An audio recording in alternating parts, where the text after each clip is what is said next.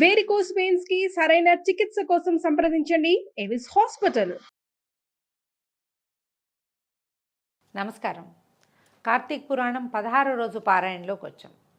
ఈ రోజున నెయ్యి కానీ శాఖదానం కానీ కూరగాయలు దానం చేస్తే మంచిది. మజ్జిగ లాంటివి తక్కువ తీసుకోవాలట. 16 రోజున మజ్జిగ తీసుకోవద్దని చెప్తారు. ఉల్లిపాయలు ఉసిరికాయలు కూడా తినద్దంటారు. కార్తీకంలో ఉసిరి తినడం మంచిదేనండి. కొన్ని ప్రత్యేక దినాల్లో ఉసిరి తినద్దు అని చెప్పారు. అందరికీ అని కాదు, ఎవరైతే ఈ కార్తీక అనుష్ఠాన పరులు ఉంటారో వారికి ఉసిరి నిషిద్ధం. ఏ రోజుకు ఆ రోజు చూసుకుంటే మంచిది. ఈ రోజున ఉల్లిపాయలు మజ్జిగ ఉసిరికాయ తినకూడదు. కూరలు లేదా నెయ్యి దానం చేస్తే మంచిది. మన ఇంట్లో ఒక ఆకుకూర ఉండి ఎవరికైనా ఇచ్చినా కూడా శాఖదాన ఫలితం లభిస్తుందట. సరే, పారాయణలోకి వద్దాం. వశిష్ఠ మహాముని జనక రాజర్షికి చెప్తున్నారు, ఈ కార్తీక మాసంలో చేసే ఏ పుణ్యకార్యమైనా చిన్నదైనా కూడా అనంతమైన ఫలితాన్ని ఇస్తుంది. కార్తీకంలో ఏ విధమైన వ్రతాలు ఆరాధనలు చేయని వారు ఘోరమైన నరక బాధలు అనుభవిస్తారు. కార్తీక శుక్ల పాడ్యమి నుంచి కార్తీక బహుళ అమావాస్య వరకు 30 రోజులు రోజు ఒక దీపాన్ని ఆలయ ద్వారం దగ్గర కానీ దేవుని సమీపంలో కానీ పెట్టిన వాళ్ళు దైవ సాన్నిధ్యాన్ని పొందుతారు. ఆదివారం నాడు సూర్యారాధన చేసిన వారు సంతానాన్ని పొందుతారు. మామూలుగా మన కార్తీక సోమవారాలు విశేషం అనుకుంటాం కదా, ఆదివారం కూడా విశేషమేనట. కార్తీకంలో వచ్చే ఆదివారాలు సూర్యనారాయణమూర్తికి అర్ఘ్యమిచ్చి నమస్కారం చేసుకుని ఏదైనా ఆదిత్య హృదయం లాంటివి చదువుకుంటే మంచి ఫలితం లభిస్తుంది, సంతానం కలుగుతారని చెప్తున్నారు. దక్షిణ తాంబూలాలతో కొబ్బరికాయలను దానం చేస్తే బుద్ధిమంతులై జ్ఞానవంతులై వృద్ధి పొందుతారు. మనం తాంబూలంగా ఇచ్చేవి కొబ్బరికాయలు ఇవ్వచ్చు, పూర్ణఫలం కొబ్బరికాయలు. ఈ నెలలో ఎవరో ఒకళ్ళకి తాంబూలాల కార్తీక మాసం మంచి రోజులు ఉపవాసాలు ఉంటాం, ఎవరైనా మన ఇంటికి వస్తారు. ముత్తైదుకి ఇచ్చినా, బ్రాహ్మణుడికి ఇచ్చినా, బ్రహ్మచారికి ఇచ్చినా, కన్యకి ఇచ్చినా ఈ 4 ఫలితాన్ని ఇస్తాయండి. జ్ఞానవంతులై బుద్ధిమంతులై వృద్ధి పొందుతారు. దీపస్తంభాన్ని చూసిన వారి పాపాలన్నీ సూర్యుని వలన చీకట్లు తొలగిపోయినట్టుగా తొలగిపోతాయి. దీపస్తంభము ఇప్పటిదాకా దీపస్తంభం రాలా, ఇప్పుడే చెప్తున్నారు. మామూలుగా మనం ఏం చేస్తాము, జ్వాలాతోరణాలు వెలిగిస్తాం, బోల్డ్ అనే దీపాలు పెడతాము.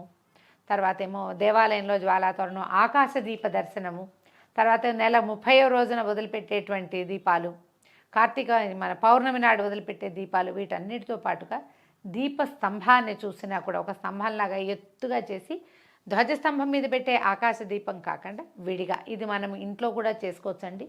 మఠాల్లో, తర్వాత పీఠాలలో, క్షేత్రాలలో, దేవాలయాల్లో ఇలా దీపస్తంభాలు పెడతారు. వీళ్ళు కొంతమంది యాత్రలకు వెళ్ళినప్పుడు గమనిస్తే ఈ గోవా అటువైపు, అక్కడి నుంచి మహారాష్ట్ర వైపు, కొన్ని చోట్ల కర్ణాటకలో కూడా ఎత్తుగా దీపస్తంభ నిర్మాణం కనపడుతుంది.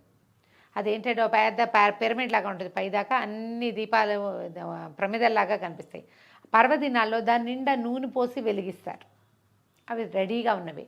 అలా కాకుండా ఆ రకమైన రెడీగా ఉన్న నిర్మాణాలు లేకపోతే మనమే ఒక స్తంభాన్ని నాటి ఏదైనా వెడల్పాటి దాని మీద ఒక పళ్ళెం పెట్టి దాని మీద దీపాలు పెడితే చాలా మంచిది. దీపస్తంభ దర్శనము, దీపస్తంభ సమర్పణ కూడా చాలా మంచివట. కార్తీక మాసంలో ఆలయానికి ఎదురుకుండా రాతితో కానీ చెక్కతో కానీ స్తంభాన్ని పాతి దాని మీద శాలిధాన్యము నువ్వులు కల ప్రమిదలో నేతిని పోసి దీపాన్ని పెట్టడమే కాకుండా దీపస్తంభ ప్రతిష్ట, ఇలా చేయడమే దీపస్తంభ ప్రతిష్ట.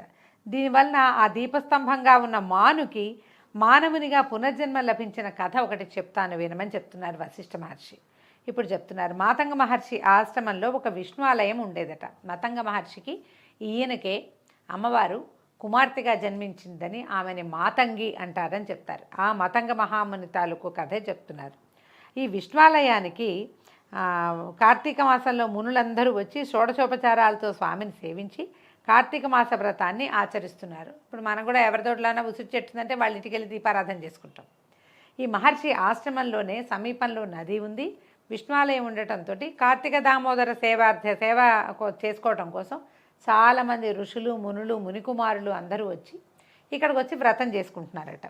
అయితే వాళ్ళల్లో ఒక వృద్ధుడైన మునీంద్రుడు మిగిలిన వాళ్ళతో ఏమన్నాడు, ఓ మునులారా, వచ్చే కార్తీక పౌర్ణమి నాడు ఆలయంలో దీపస్తంభాన్ని పెడదాం, అలా పెట్టడం అత్యంత పుణ్యప్రదమైన పని కదా అని అన్నాడు. సరే, మునులందరూ దీపస్తంభం పెట్టడానికి అంగీకరించారు. చుట్టూతా చాలా పెద్ద అరణ్యం ఉందట. లతలు, తీగలు, చెట్లు, మానులతోటి చాలా విశేషమైన అరణ్య ప్రాంతం. అయితే ఏం చేశారు, చాలామంది బ్రహ్మచారులంతా కలిసి అడవిలోకి వెళ్ళి ఒక పొడవైన మానుని వెతికారు. అయితే వీళ్ళకి ఎట్లా కనపడింది, ఒక ఎండిన మాను విరిగి పడి సిద్ధంగా ఉన్నది ఒకటి కనిపించింది. అది ఎట్లా ఉందట, అటు ఇటు చిల్లలు లేకుండా ఒక పొడవాటి మొద్దులాగా ఉన్నదన్నమాట.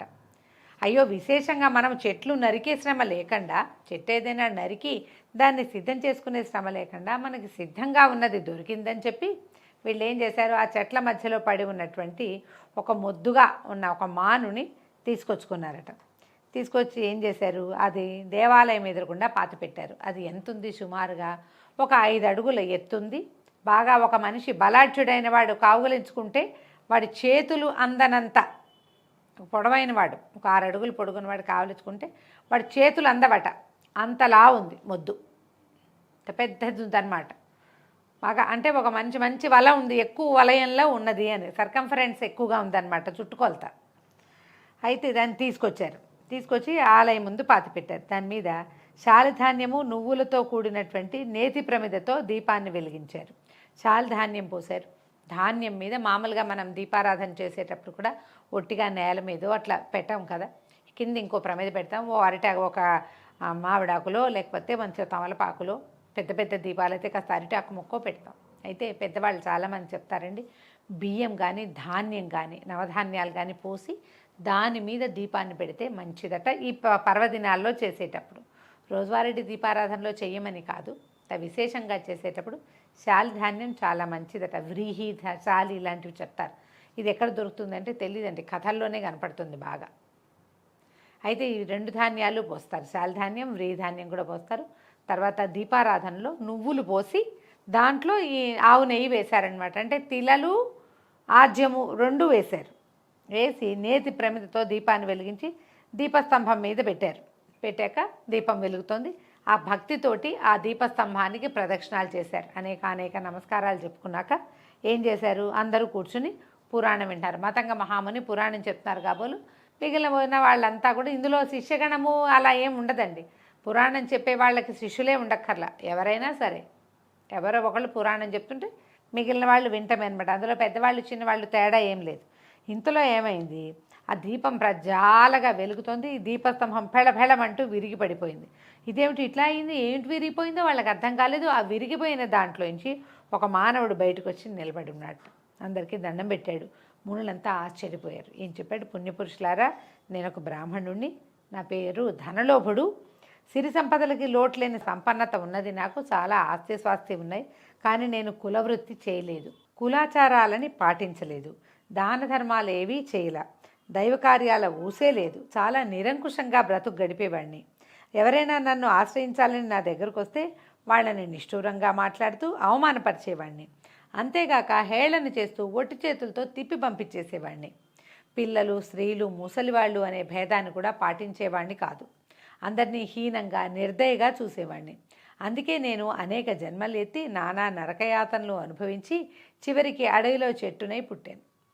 ఎండకెండుతూ, వానకి తడుస్తూ, గాలికి ఊగుతూ బతుకుతున్నాను. ఎప్పుడో పడిపోయాను.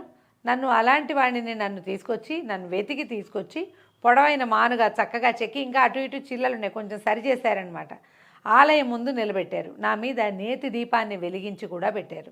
మీరు చేసిన ఈ పుణ్యం వల్ల, ఈ పుణ్యకార్యం వల్ల, ఈ దేవాలయ సామీప్యం వల్ల కూడా నాకు చెట్టు జన్మ తొలగిపోయింది, మానవ జన్మ లభించింది. గడిచిన జన్మజన్మల జ్ఞాపకాలన్నీ మెదులుతున్నాయి. పుణ్యపురుషులారా, పరమ నికృష్టమైన బతుకు గడిపిన నాకు ఈ మానవ జన్మ ఎందుకు లభించిందో చెప్పండి. అతని జ్ఞాపకం వచ్చింది, తను ఎలాంటి వాడు, ఏం చేశాడు, ఎన్ని రకాల జన్మలు ఎత్తాడో, పూర్వజన్మ సంస్కారం, జ్ఞానం ఏర్పడింది.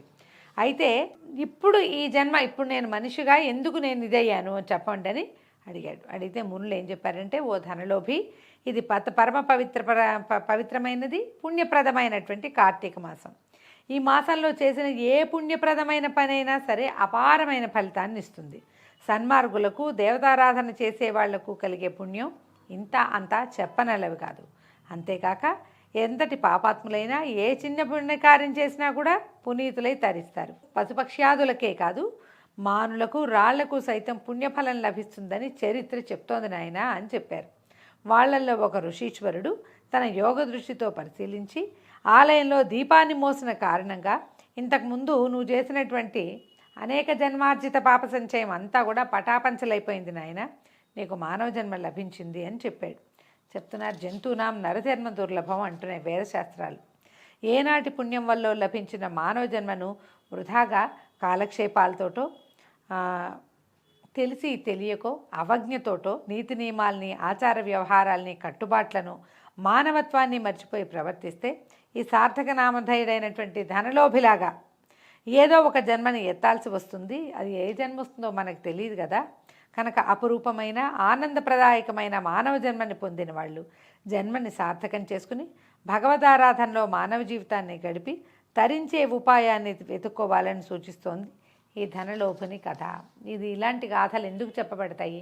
ఇప్పటిదాకా ఏమీ చేయలేదు, ఇకనైనా హిందీలో అంటారు దేర్ ఆయే దురుస్తాయని. ఎంత ఆలస్యమైనా సరే, చివర్లో అయినా సరే, మనం అంత్యంలో అయినా భగవన్నామస్మరణ చేయటం.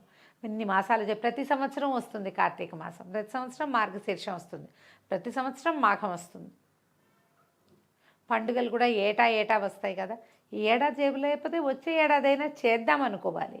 ఏదో ఒకటి చేయండి అని చెప్పడం కోసమే ఈ దుర్లభమైన మానవ జన్మని పొందినందుకు దానికి తగినట్టుగా జ్ఞానంతో ప్రవర్తించమని మనకి ఈరోజు అధ్యాయం చెప్తోందండి. మళ్ళీ రేపు ఉదయం 17వ అధ్యాయంలో కలుసుకుందాం. నమస్కారం.